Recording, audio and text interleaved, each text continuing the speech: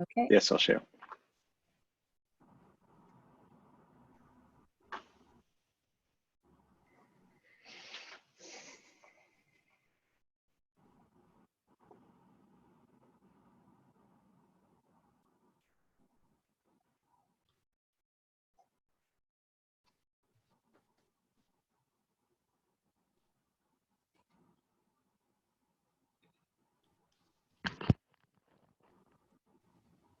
All right. Thank you so much, everyone, for tuning in to Move Asia webinar. I am Ilin Maleng, the producer of the event. So for today's session, we are collaborating with our webinar partner, Miovision, as we bring together two industry leaders with their perspective on how COVID-19 has changed the way we move, hence changing the traffic pattern. Joining us here today are David Buns from TTM Consulting, and Roman Robert from Miovision. Thank you both for joining us and sharing your insight today. So just one housekeeping matter. There's a Q&A button on everyone's screen, and you can leave your question for the speakers there, and they will get on to answering it towards the end of the session. And now, without further ado, I would like to welcome David and Roman. Guys, to you. Thank you. All right. Awesome. Thanks for starting the presentation. Yeah, first of all, good morning, hello, good afternoon to everybody, obviously depending on where you are or which time zone you're in. For me, it's very, very early today. Didn't have a coffee yet, but that's okay. So thank you again for tuning in and for participating in this webinar today. My name is Roman from Miovision, and on the other side, I have David from TTM Consulting. Say hello, David. Hey, everyone. Okay, awesome. So obviously, you already heard of the housekeeping items. Everybody is going to be muted, so just avoid any background noises and so forth. So what are we going to discuss today? And we are going to talk about today a little bit about, first of all, obviously, who we are as Miovision and who TTM is. It's always good to know who you're talking to, not only from a person's perspective, but also a company's perspective. And then we move into traffic patterns, which have been collected or noticed during COVID-19, in the particular case of a couple of Australian locations. We then talk about the impact of these new traffic patterns on various other traffic engineering activities and how you should be collecting data. And then we want to highlight ways to safely collect traffic data in these changing times, but also in general, and our entire agenda with addressing these new traffic patterns on how is it affecting cities, what have cities been doing, how is it affecting particular ways of traveling today, and so forth.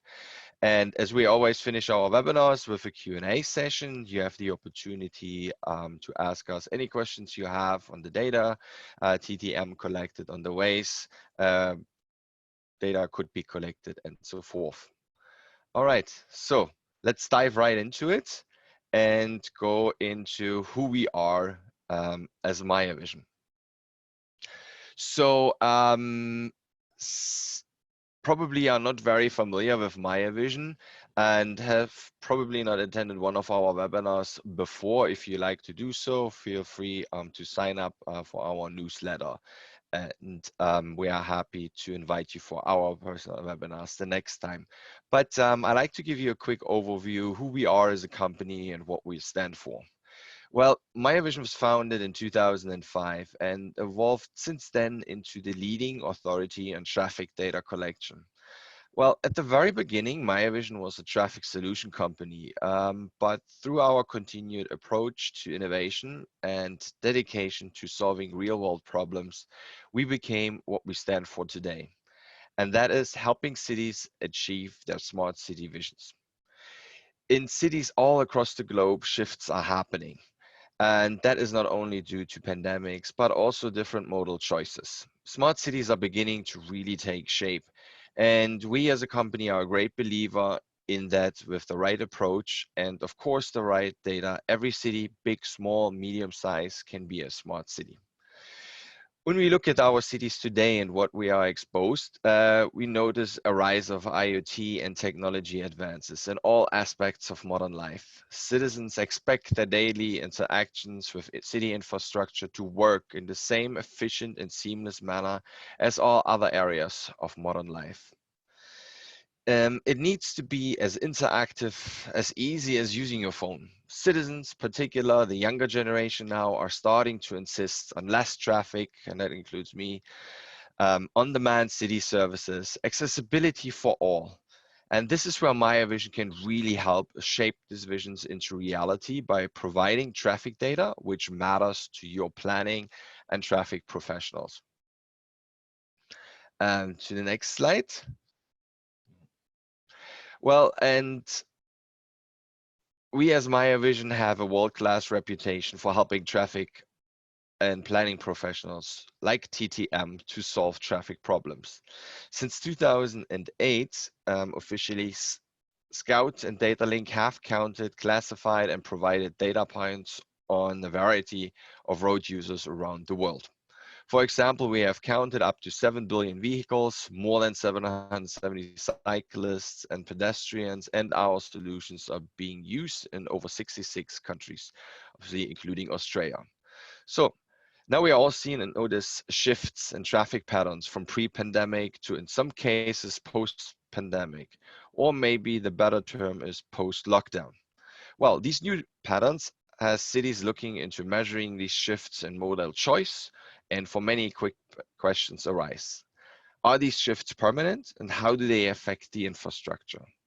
Well, and this is for me the segue to turn the mic to David to not only tell us about his company, but also about what he has found out in terms of the data in the now post-COVID times. Thanks a lot. David, the floor is yours. Thanks, Roman.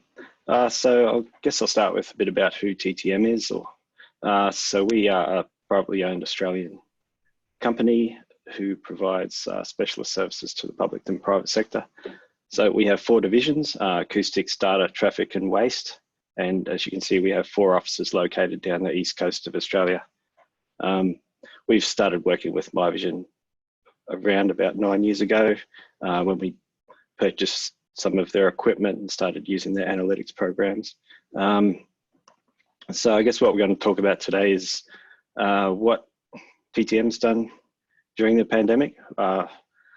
Mainly that we, when it was early on, we recognized, and through some communication with some other of our network, recognized that there was a need to collect data during this time, even though it was far from typical. No one knew what was going to happen with traffic. And so we made plans to collect data strategically at certain sites around Brisbane and Sydney, just to see what the impact was of a situation like this on the traffic network, and also for planning for future disruptive events, just to see what impact they might have. So I guess there is a lot of data available out there, mobile phone networks and permanent loop counters, but I guess the difference between what we planned to do was to capture classified video surveys so that we could do a bit of a deep dive into that data and see what was really happening with different modes of traffic. Obviously there was some times during the lockdowns when we weren't able to collect data or weren't able to be on site. So we have worked around whatever restrictions there were to come up with some data.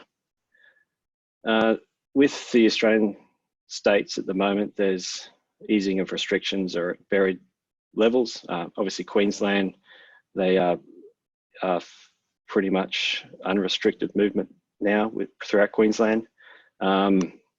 but other states like Victoria are still in lockdown and looking at further lockdowns at the moment. So, which I think is indicative of what's happening around the world, different cities and different stages of the pandemic.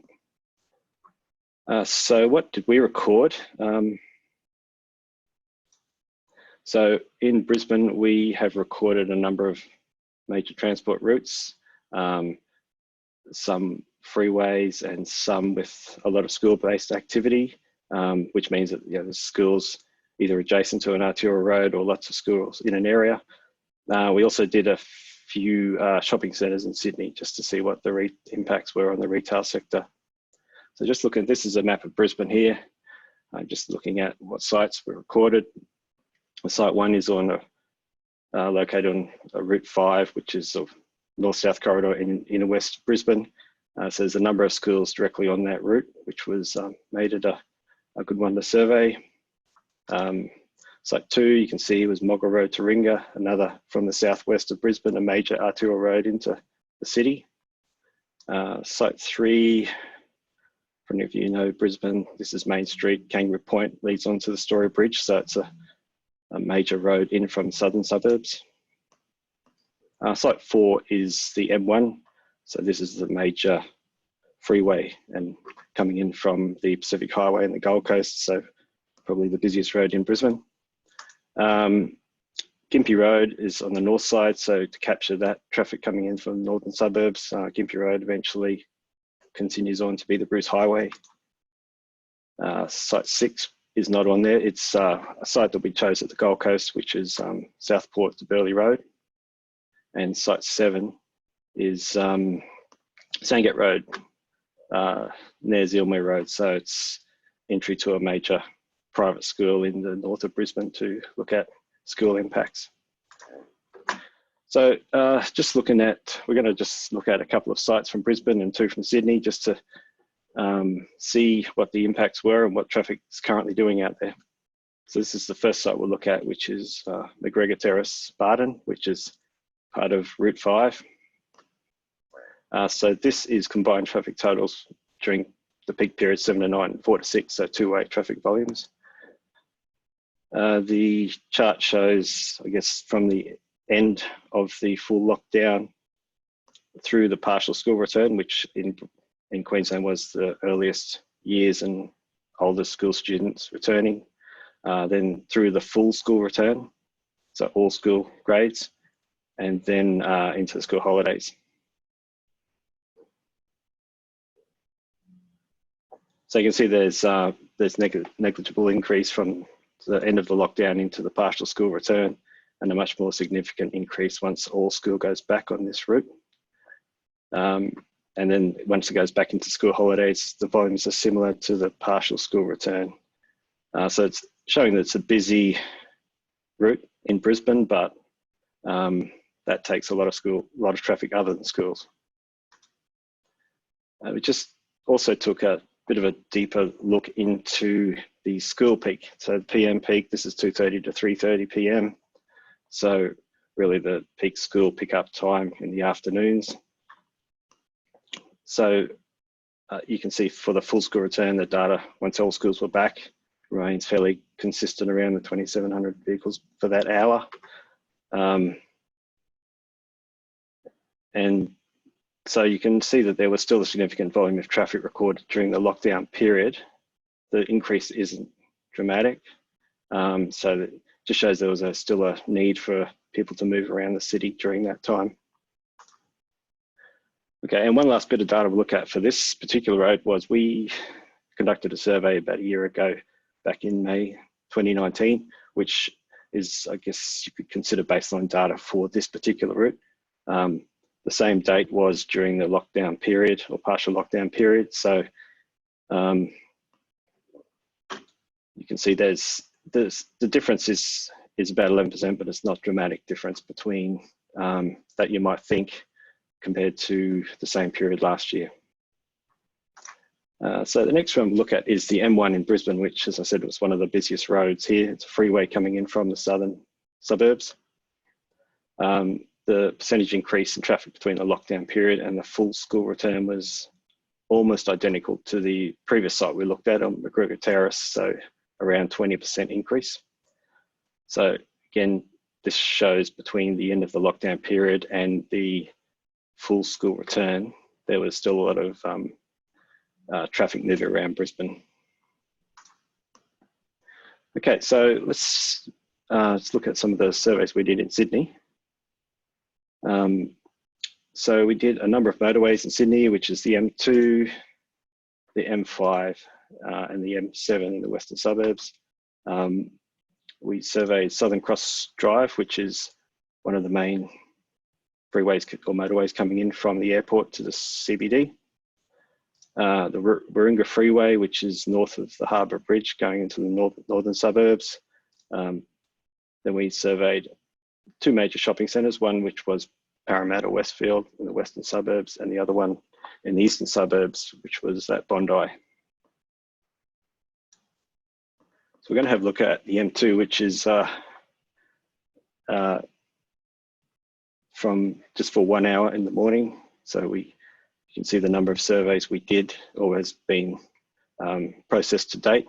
So you can see the dramatic increase from the full lockdown period through to the end of the lockdown, partial school return, and the full school return. So it's what probably you would expect, but it's significant in that there was only 10% of the normal traffic, or less than 10% of the normal traffic during that lockdown period. And by the time full school returns, you can see the consistency, and that road has returned as well. And we just have a quick look at one of the shopping centres as well. So this is Saturday. At each data point is a Saturday, so from 11 a.m. to 1 p.m. So the peak shopping period on a Saturday. This was all traffic entering and exiting the centre, so essentially a traffic generation study on the site. So you can see a dramatic increase from the full lockdown period through the partial school return, and then it starts to normalise a couple of weeks after school returns.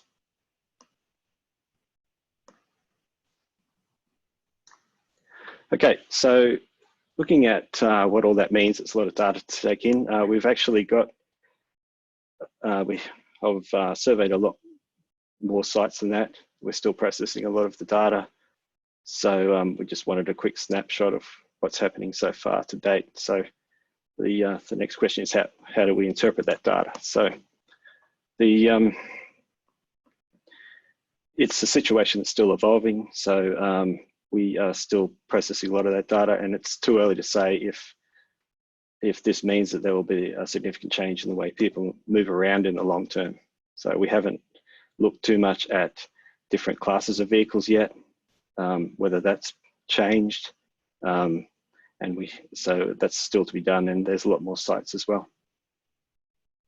So it's, at the moment, the figures that are been shown on the graph, are just total traffic volumes. So will there be a significant change in the way people move around? I guess there's a lot of examples out there that after a number of years, then it may just return to normal. So that is still obviously unfolding, that situation. What about public transport? So a lot of the Australian cities still have public transport a long way below capacity. It's probably a long time before commuters and others choose to ride on a full train or a tram or a bus.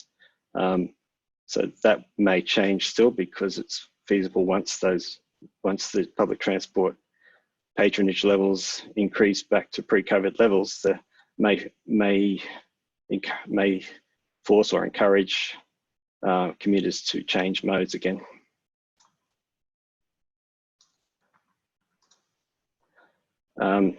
So as you can see to date, for the data provided, especially for the McGregor Terrace site, there's not a lot of difference between traffic a year ago and right now. So that's why we have to look into the data further to see if there's been any change in classifications.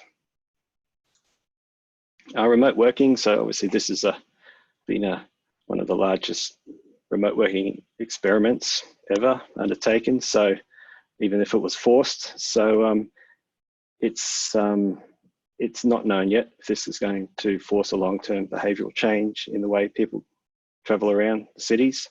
So as the work from home patterns emerge, then that may may change as well.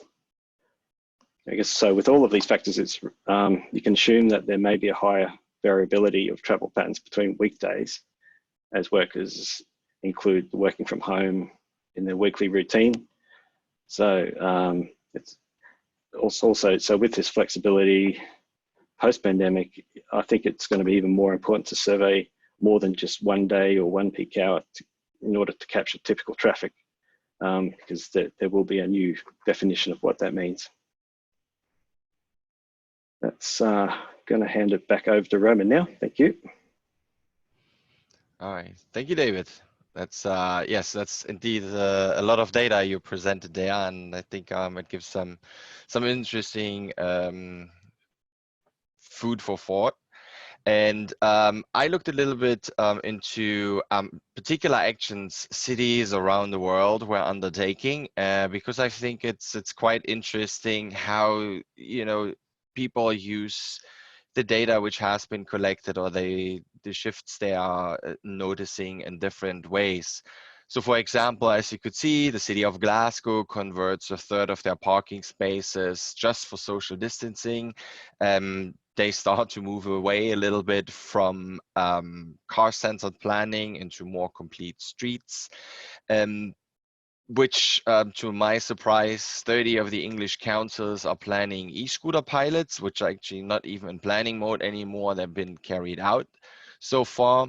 An interesting concept came from one of the boroughs of London, Hackney, and the London Borough of Hackney is to ban traffic outside primary schools during opening and closing times from September. That's something completely new they had never done before.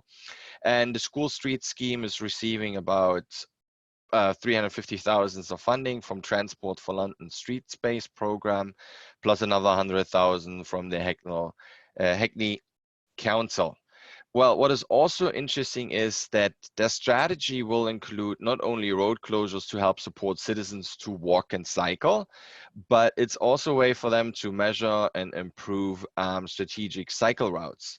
And there will be schemes in town centers to aid physical distancing and support walking and cycling, as well as safe shopping. And there will be an expansion on the road safety program and cycle training for local residents. So as you can see, there's quite a few initiatives and obviously strategies which are included just because of these late changes as well. When we come to areas, say for example, Madrid, you could see Madrid offers financial support for citizens now to buy bikes, to practice social distancing, or convert the streets even more into bike friendly areas. And we've seen that even more in Italy, where cities literally seek to retain temporary bike lanes after lockdown. A great example, we have one with our clients in the city of Milan, where basically the streets above one of the main metro stations got completely locked down and just opened up for cycling and walking to work. And I find this to be very, very interesting that a lot of cities trying to take a look into alternative ways of moving their people now outside of public transport, because they see a need of providing these alternatives, as we've noticed probably all around our cities, that public transport is not going to be the first choice of mode to go from A to B anymore. And I also have a couple of examples from just around the region. That's, for example, New South Wales within Australia. The government of New South Wales has announced a new funding to support temporary measures to improve shared street spaces during COVID-19. And the program will provide funding for councils to undertake demonstration and pilot projects to increase the amount of public space for once and improve local streets, plazas, and pavements as shared community spaces. From your neighbors, we hear that Auckland County Council's Emergency Committee has endorsed Auckland Transport to take part in Innovating Streets for People pilot fund. And this is an initiative where the successful projects range from safer streets outside of schools, slow street projects, walking and cycling facility improvements. And the Innovating Streets Fund is designed to allow for quick, lower cost projects to be trialed as a transition for long-term projects.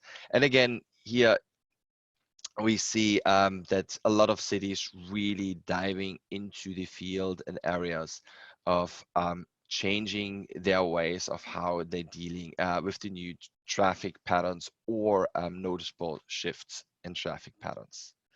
But the question remains, how do you collect data today?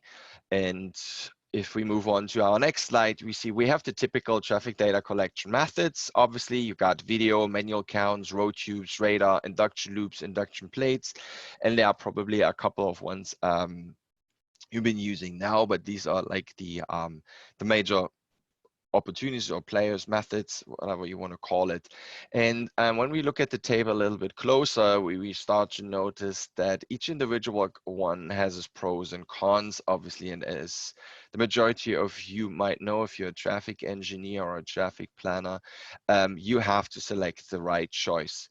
Well, we from Miovision obviously look at video very closely as it provides the most opportunities, as well as the greatest selection and features when it comes to collecting data. So you have the opportunity to do intersection counts, so how people are moving at the intersection of vehicles particular. The same goes for the roundabouts. It's very easy to also do volume counts and with the help of our solutions, travel times as well. And the great part about using video in general, it's verifiable because you have the video at hand, so you can check if the data which has been delivered to you is of the right accuracy. But you can also use video as an opportunity to do qualitative analysis. So take a look into how are pedestrians crossing the streets, at what locations they are crossing the streets. Are there any near hit misses? So you can add additional value to your crash data you have. You can classify vehicles very easily, and you also have the opportunity to obviously look into pet and bike counts. But let me show you how Miovision looks as a solution. So we as Miovision consist of 3 different parts. So one, we are offering to our clients the hardware component, which is the Miovision Scout. The second part of our solution is the cloud platform, which I will speak to and show you in a little bit, which provides you with the opportunity to obviously have an insight into the data you've collected.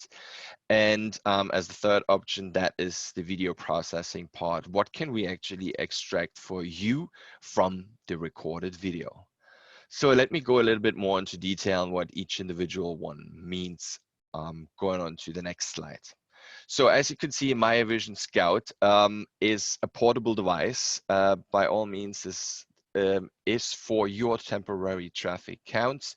If you need to deploy quickly in various different locations, you have the opportunity with this device. It's a rugged system, so it withstands any type of weather. We have clients using it from the cold in Alaska to the heats of Dubai without any problems.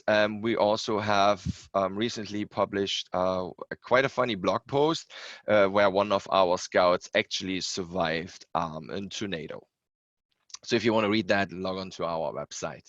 Well, the device itself is expandable telescopic pole, which you just deploy up to 6 meters high to get this very nice bird's eye view of the location you're trying to look at. It's also connected, if that is of interest to you, provides you with a GPS locator within the device and LTE connectivity through a SIM card. Because it is so connected, and it has the opportunity to collect Wi-Fi MAC address data, which is obviously anonymized directly on the device itself to collect travel time.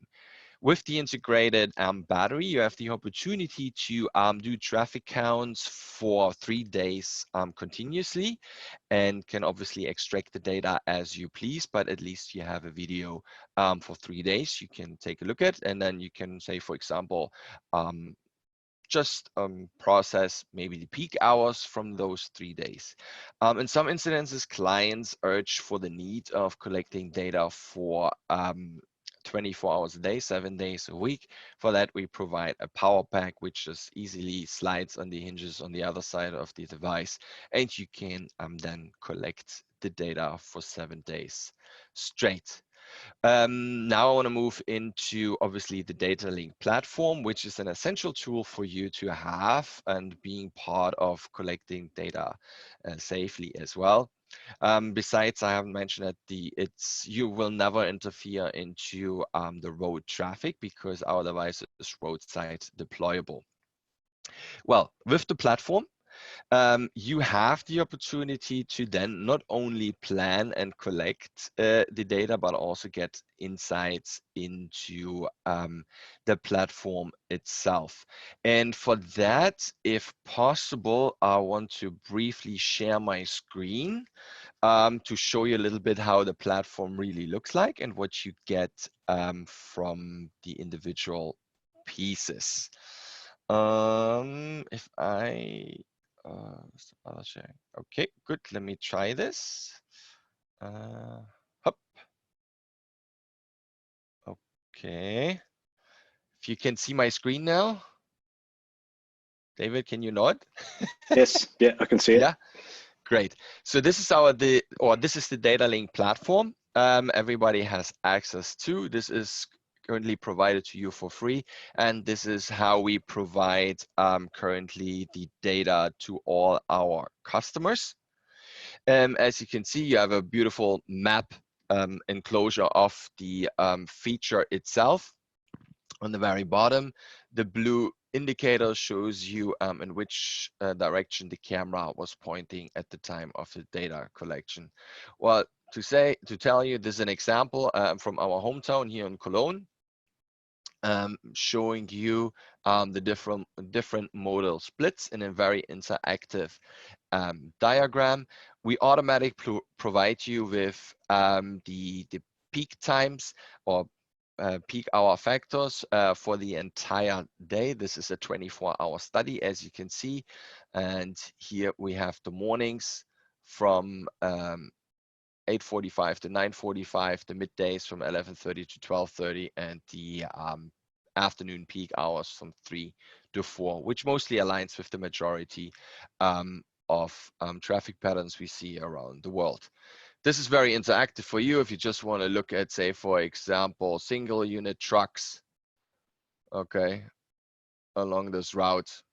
You just highlight that particular one, and all the individual graphs will be changing according to your selection, which has been very neat as well, since this is now only a volume count. Obviously here you get a nicely diagram. If you do an intersection count, then you will have this diagram change into the form of the intersection as well.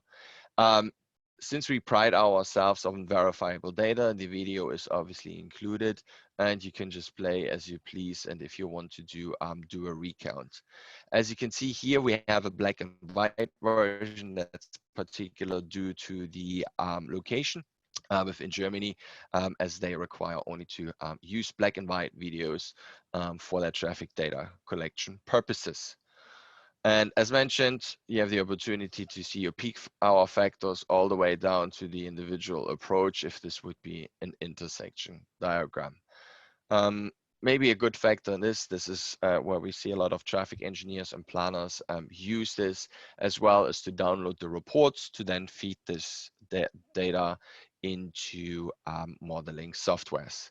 So let me stop sharing and jump back to the actual presentation. Yep. Can you share your screen? Yep. Awesome. Thanks, David. So video processing, what do we actually give to you, or what can people expect on the next slide? Yes, so you can do intersection counts with us. You can do roundabouts if you want to. You can do volume counts. You can do pattern bike and pathway junctions, which has now become even more interesting, in particular in these days where active transport plays an interesting role within lots of cities of today. And what we are extracting for you, it's shown in the next slide in terms of data points. So we can give you different vehicle classifications. These range from pedestrian, motorcycles, light good vehicles, articulated trucks, rigid trucks, and so forth. We also have custom classes where we recently added e-scooters if they come into the mix within your cities. So if you're required to distinguish between cyclists and e-scooter riders or kick scooter riders, we have the ability to do this for you, so you get a better understanding of what the individual split is. Say, for example, with utilization of your bike infrastructure. Having these new e-scooter providers, or this change of using e-scooters, any effect on your current infrastructure? Are they being literally ridden on the road, on the sidewalks, or on the bike lanes? And that has been proven very interesting to traffic engineers, but also planners, to then understand of where do we have any conflicts arising, or should we implement any new laws to force these new modes of transport to be using one particular part of your infrastructure. But yes, so much from my side on how we can help you to collect the data, and how we are helping obviously also TTM to collect their data. I think this provides us now with a great opportunity to jump into the Q&A section of this. And if you have any questions, particular to David, what you've seen, how he has collected the data as well, what's interesting within the Australia as well, and what we as Miovision do. Thank you very much.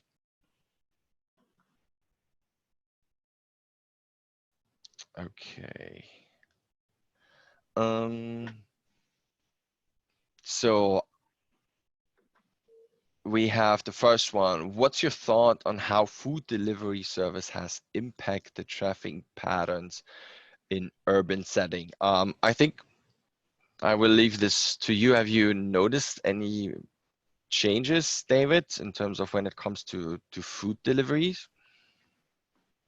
Yeah, so it's obviously a pretty common and popular service, increasing in popularity, especially in the last few months. We haven't extracted the data that will be able to show that. So we're talking about fairly reasonably small delivery vehicles or delivery trucks, but we have the video that's probably one of the things that we can look at with the data we've collected, or the videos that we've collected, to extract that data and see if there has been a general increase. I know, just from personal experience, I know the hours of available delivery have significantly increased. So what used to be possibly a 7 a.m. to 7 p.m. window now starts maybe at 5 a.m. or earlier and goes well into the night, just to service all of the additional requirements. Maybe from our side, what we've noticed around the world in general is in some incidences, commercial traffic actually hasn't really changed during COVID. In some incidences, we heard from our customer that actually increased. We've also have to notice, or some of our customers mentioned to us, that particular food deliveries now have change their way of delivering food. So there are more providers offering alternative ways where you say, for example, they use now, instead of cars, they use bikes, or in some incidences, even e-scooters now to move around. So you probably have the same food delivery services impacting the traffic, but just in a different matter, meaning with a different type of mode. So where you had, say, for example, here in Germany, pizza delivery being done predominantly by car, this might be now done with the bike, because there are shorter distances to cover due to the social distancing enforcements, which are now obviously eased, but at the time where this was in place, it's sometimes not economical to the individual delivery service to use a car all the time.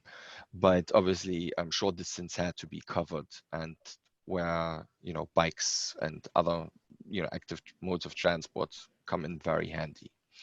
The next question I see here is the data link Miovision dashboard viewable only by customer, or is it open to all, like we can extract data from other countries, etc.? Well, even though it is an open platform, you can just log on to. The data itself belongs to the individual data collector. Unless they share it with the public, you will not have access to those. Because most often our clients use the data which is going to be collected directly for particular projects. And then the city in general, or the municipality, has to decide if they want to make this particular data public or not. But from experience, I know that the majority of the cities do have open platforms where they share any type of traffic data they have collected within the communities. I hope that that answers your question.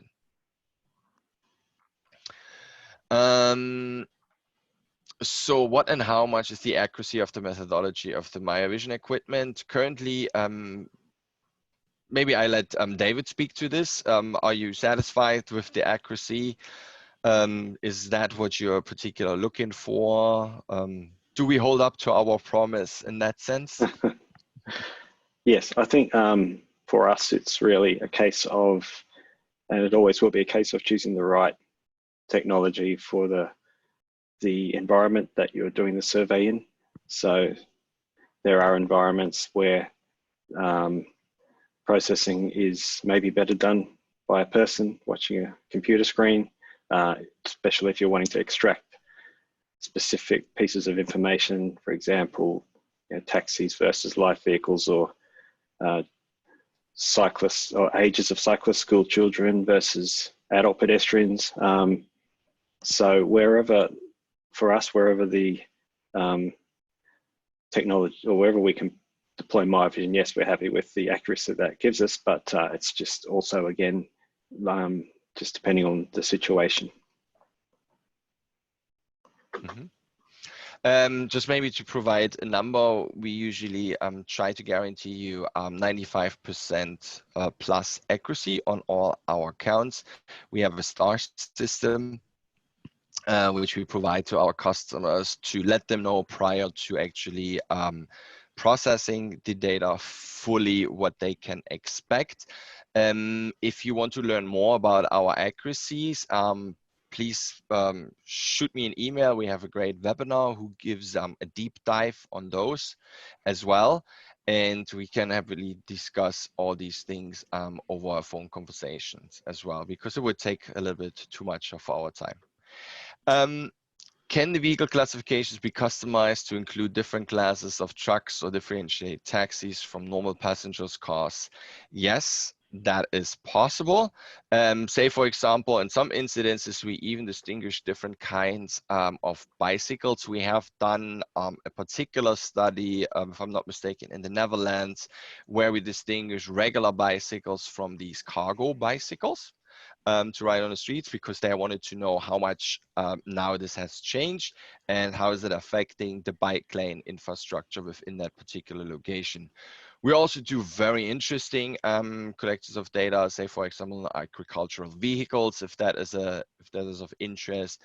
We had people using our camera system, obviously, to get a better insight on the data of boats running along a river, obviously as well. And there are various different ways of classifying your vehicles.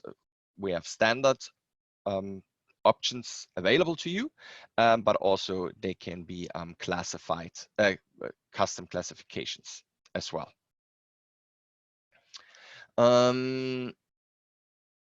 I have here, is it possible to get data from Miovision, say a 24-hour count for 7 days, adjust for seasonal permutations and feed that into a traffic model? Definitely that is possible. I think that's something a lot of our customers do. So they collect, using our technology, 24-hour count, then download the Excel sheet, adjust for any seasonal perturbations, and then feed this data into their modeling software of choice. Let's see. How do you leverage the latest developments in IoT to improve urban flow? David, is that something you want to answer? Yeah, I guess it's well, not something we get involved in a lot of in the IoT data for those things. The main area we're involved in that is using the Miovision gear with the uploading of travel time data. Also, it's how do you leverage latest developments in IoT to improve urban flow? I think it depends on what the city is individually choosing in terms of technology in order to help themselves to improve the urban flow. This can range from maybe using our temporary counts to first of all identify the particular areas of need to improve traffic, to then shifting into more permanent solutions to continuously measure traffic and collect data on the individual urban flows to then make ad hoc changes, say for example to your traffic lights or traffic signal timings and so forth. So it really depends on the situation, and there's a whole bunch of technologies you'll be able to utilize.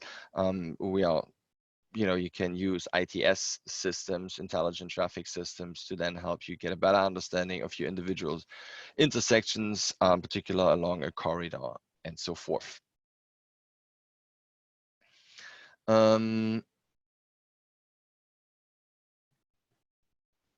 So I have a question on what profound changes in traffic do you foresee to remain permanent or as a consequence of this unresolved pandemic?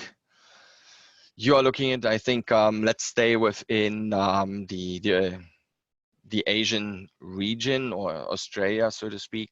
Do you see anything, any profound changes which might stay for you, David?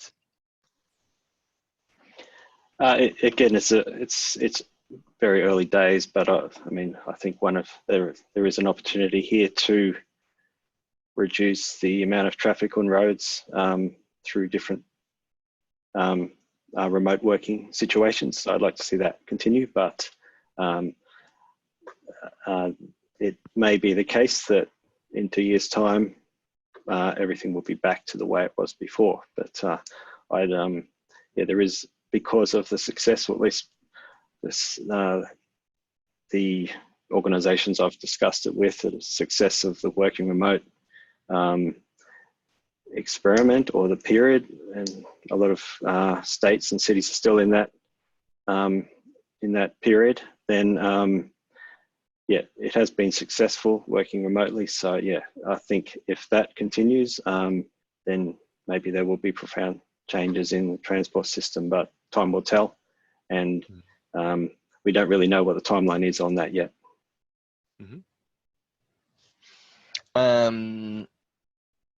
Maybe here another one. What's the best model that you can recommend to the metropolitan area for bicycle lanes?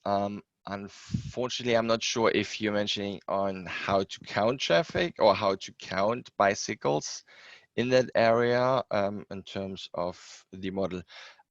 Let's assume what would be the best option to count bicycles, obviously.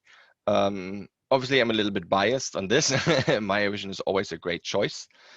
Maybe I hand this over to David as well. Have you counted bicycles before, and what was your method of choice?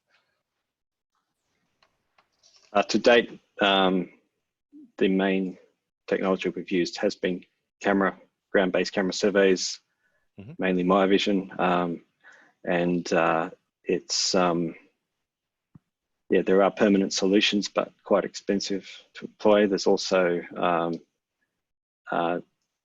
tube counters that you can use for that, and piezo tubes, that sort of thing. But I think the cameras, are the best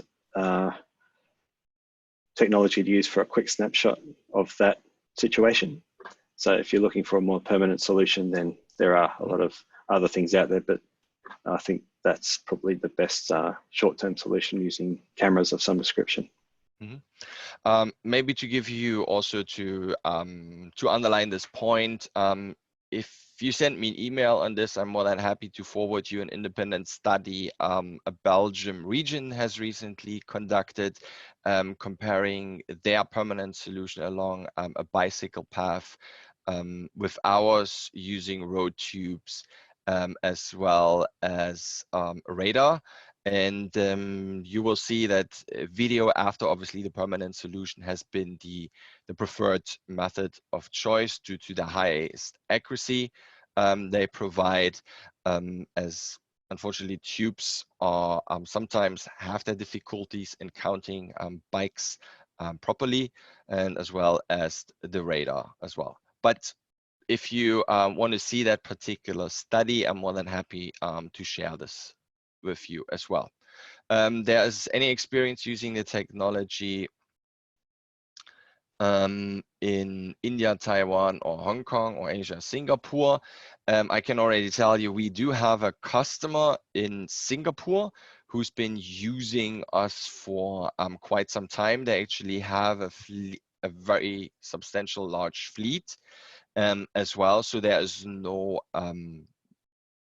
how do you say, limitation on the location you use our systems. And as I mentioned, we are in more than 66 countries, so adding new ones, we're always happy to do so.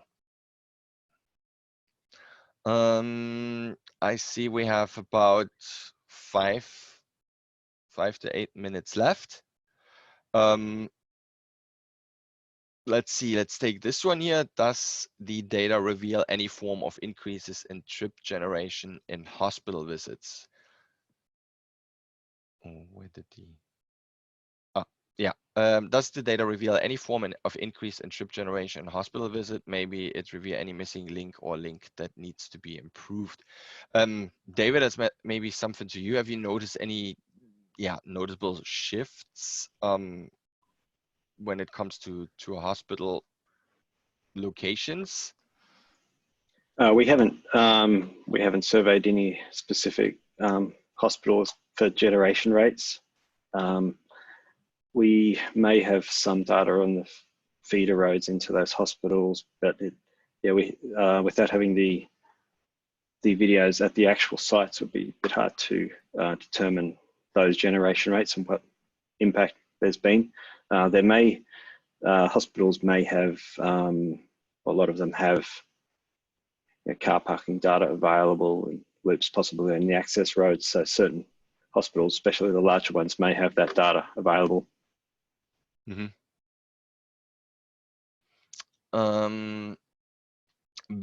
I have another one that's a fairly lengthy one. Let's see if I can summarize this very quick. So the audience member mentioned that before the pandemic, accidents involving motorcycles and injuries related to these incidences have been way above the normal rates. And now you've noticed an increasingly drop in these types of accidents. But there are notable statistics on vehicular accidents involving a motor vehicle and bicycles. There are 3 fatalities since June in the metro of Manila.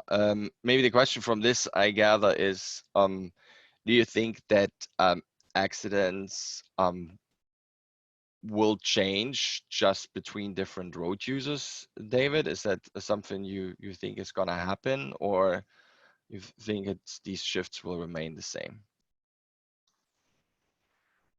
Yeah, I guess just from local perspective, there has been a significant increase in active transport usage. So a lot of the bike stores here sold out of everything. So during the lockdown period, especially, a lot of those bicycles or cyclists were not really using those for commuter to work, but that may change.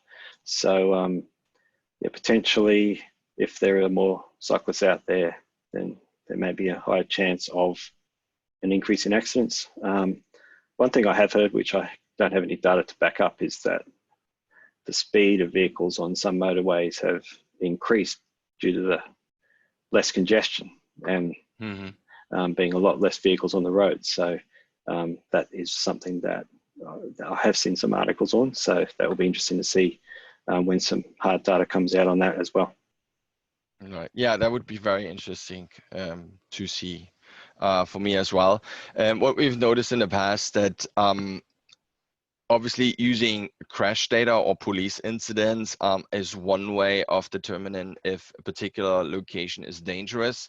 You know, death toll shouldn't be an indicator if something is dangerous, because we want to prevent obviously these people from dying beforehand. And this is where, for example, doing near miss analysis via video has proven to be a way to go. So with obviously using a camera on the side while you are counting traffic and looking at the video in the aftermath, you can start identifying areas of needs. And if you see that a lot of pedestrians crossing the streets in the wrong way and there are a lot of near hit misses, the chances are very high that an accident with fatal injuries might occur very soon. So I encourage people to look at their traffic counts, or if they're using video as a traffic counts, at the videos as well, in terms of pedestrian safety. How are people actually interacting, or road users interacting with each other? This could be some very insightful information you might want to use in your future plannings as well. Okay, I think we are nearly also close to the hour. We have plenty of more questions, David, but if you would agree, it would be great if we can answer them via email in the aftermath. Yes. I think, have we recorded the questions so far? So can we answer them if we want to on the aftermath? Maybe it's a question to our organizer. Yep. Kim? Oh, yeah, we have recorded the question. And if you guys have any more questions for Roman and David, feel free to get in touch with them. Their email address is on the screen. Okay, so Roman and David, any last word from the two of you before we go? I give David the last word because I think he's the from my side. I want to thank you everybody for attending this webinar. Thank you for obviously organizing this webinar, and I wish you all a very pleasant day and stay healthy. Yeah. David? Yes, same for me. We're going to continue to collect data over the next coming months across the cities. So at some point we'll be publishing that. But again, everyone, hope you enjoyed today. Keep shooting through questions and stay safe. All right. Thank you so much. I hope everyone has learned a thing or two from the presentation. And yeah, we would love to hear your feedback. And you can leave your comment on the QR code being broadcasted on your screen at the moment. And we will send you an email tomorrow for the survey. So Move Asia, which was supposed to be held in Singapore in September, are now going virtual, happening 8 to 10 of September on 2020. And we would love to have you, all of you there, and you just go to our website for more information and to sign up. Thank you so much, everyone. Thanks, Roman. Thanks, David. Thank you. All right. Bye-bye. Have a good day. You too.